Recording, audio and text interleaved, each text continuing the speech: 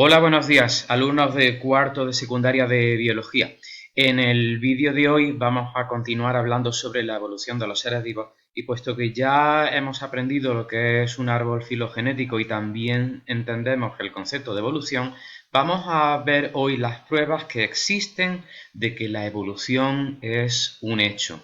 Y para ello vamos a mencionar lo que se dan a llamar pruebas paleontológicas, pruebas biogeográficas, pruebas bioquímicas, pruebas anatómicas y pruebas embriológicas. Y vamos con el primero de todos ellos, las pruebas paleontológicas. Las pruebas paleontológicas están basadas en la comparación de fósiles de distintas épocas. Y una vez que se han comparado fósiles, se ha llegado a la conclusión de que en épocas pasadas vivieron organismos que no han llegado hasta la actualidad y que son distintos a los actuales. Estoy pensando, por ejemplo, en los dinosaurios que existieron, todos lo sabemos, pero que hoy día no los encontramos. Y por otra parte tenemos lo contrario, tenemos que ciertos seres vivos que existen actualmente no existieron en épocas pasadas, como por ejemplo el ser humano, que no ha estado siempre sobre la superficie de la Tierra. ¿De acuerdo? Por tanto, si todos los seres vivos proceden de otros anteriores, las especies actuales debieron de descender de otras que existieron con anterioridad. Es decir, todos procedemos de algún tipo de antepasado quizás común. En los fósiles se han encontrado lo que se llaman formas intermedias, ¿de acuerdo? Eh, Son fósiles que presentan características de dos o más especies que actualmente pertenecen a grupos diferentes. Vamos a fijarnos, por ejemplo, en el equino, el caballo.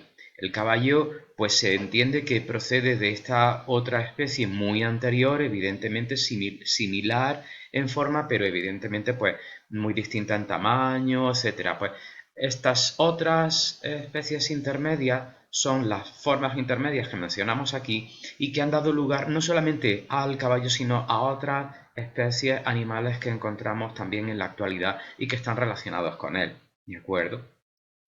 Y también terminamos este punto de las pruebas paleontológicas viendo que las formas más complejas de fósiles se han encontrado al final de las series evolutivas. ¿Eso qué significa? Las formas más complejas de evolución han aparecido a lo largo del tiempo, o sea, se ha evolucionado desde una especie más, digamos, sencilla a otra de mucha mayor complejidad. Es más grande, su estructura ósea es más complicada, tiene una estructura también en cuanto a tejidos, sistemas, aparatos y órganos mucho más complejo que la especie originaria. Y también en los vertebrados las formas más evolucionadas son los mamíferos, porque son los más recientes. Veamos ahora el siguiente tipo de prueba de la evolución, que son las pruebas biogeográficas. En estas pruebas lo que se estudia es la distribución geográfica de los seres vivos. Y la idea es que cuanto más alejadas se encuentran dos zonas geográficas, mayores serán sus diferencias entre plantas y animales. Y para ello vamos a ver los ejemplos de Australia y Gran Bretaña. Australia se separó del resto de continentes hace unos 200 millones de años. Por lo tanto, su fauna y flora es muy distinta de la de otros continentes al haber seguido procesos evolutivos distintos. Por contra, tenemos Gran Bretaña. Si comparamos su fauna y flora con la del resto del continente europeo, vemos que son similares al haberse separado relativamente hace poco. El siguiente punto que vamos a estudiar son las pruebas bioquímicas. Y las pruebas bioquímicas hacen referencia al estudio de la similitud entre determinados procesos y moléculas. Es decir, en las pruebas anteriores nos hemos fijado en los fósiles, también nos hemos fijado en dónde están las especies situadas geográficamente en el planeta. Pero ahora vamos a dar un paso más y vamos a estudiar los procesos como la fotosíntesis, procesos como la síntesis de proteínas, las moléculas energéticas que tenemos todos que generamos en nuestro metabolismo y el propio proceso en sí del metabolismo.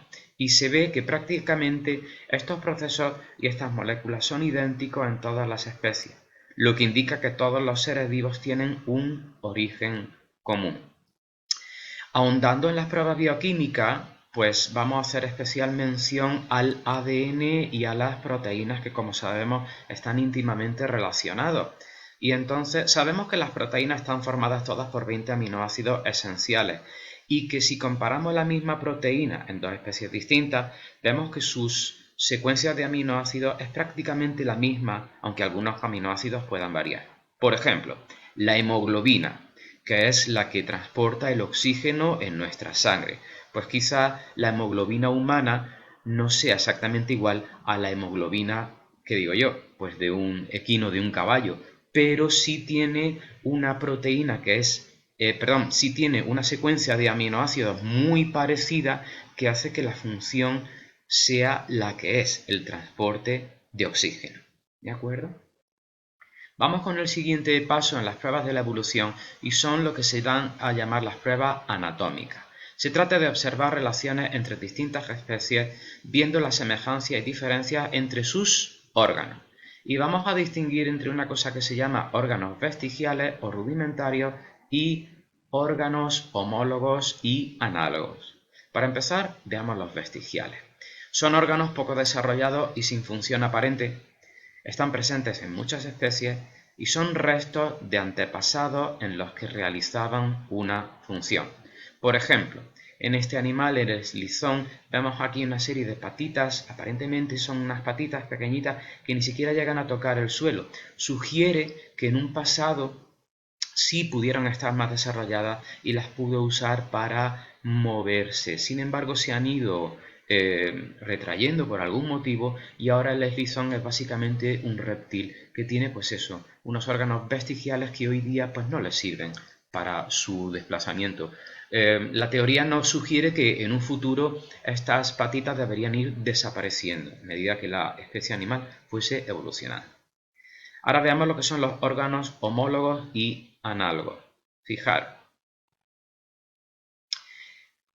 Aparecen cuando especies emparentadas se han adaptado a ambientes y formas de vida muy diversos. Veámoslo con ejemplos.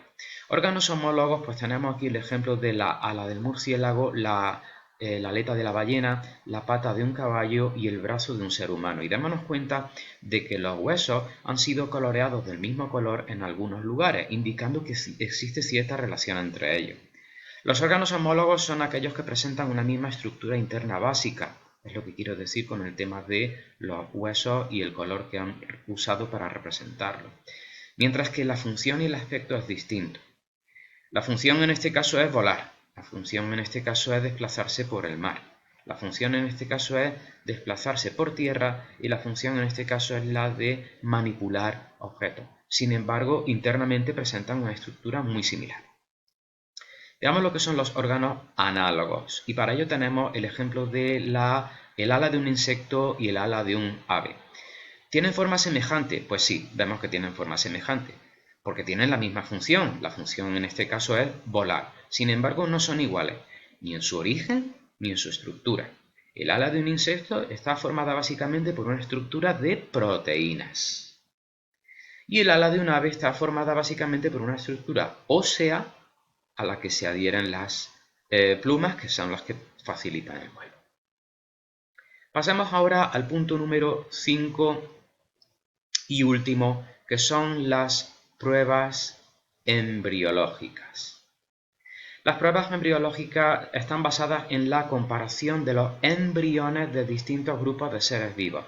Y hay una cosa que se llama la recapitulación o ley biogenética que dice que los embriones de animales tienden a reproducir estados de desarrollo que se parecen a los de los embriones de sus antecesores. Fijemos estas cuatro especies. Tenemos el hombre, aquí tenemos un conejo, un roedor, un ave y un animal marino. Si vemos sus embriones y los vamos comparando en el tiempo hacia las etapas más básicas del desarrollo embrionario, nos damos cuenta de que, con independencia del aspecto final, los aspectos más primitivos o más iniciales son todos muy parecidos. Eso quiere indicar que a pesar de que estas especies sean muy distintas entre sí, quizás pudieran compartir un origen común. En algunos embriones aparecen órganos que no están en el adulto pero sí en otras especies, por ejemplo, hendiduras branquiales y cola, que están en las primeras etapas embrionarias de vertebrados terrestres como el ser humano y que después han desaparecido. Eso indica que hay una relación evolutiva lejana con los peces. Esto no significa que provengamos de los peces, sino que estamos de alguna manera emparentados a través de cierto pariente lejano común. Entonces vemos aquí una comparación de embriones de vertebrados, el pez, el reptil, el ave y el humano, y vemos que en los cuatro tenemos hendiduras branquiales y cola que han ido desapareciendo en estos tres, mientras que en este se han mantenido. Y con esto terminamos el vídeo en el que comentamos las pruebas de la evolución. Espero que haya servido de ayuda, muchas gracias y nos vemos en el próximo. Bye bye.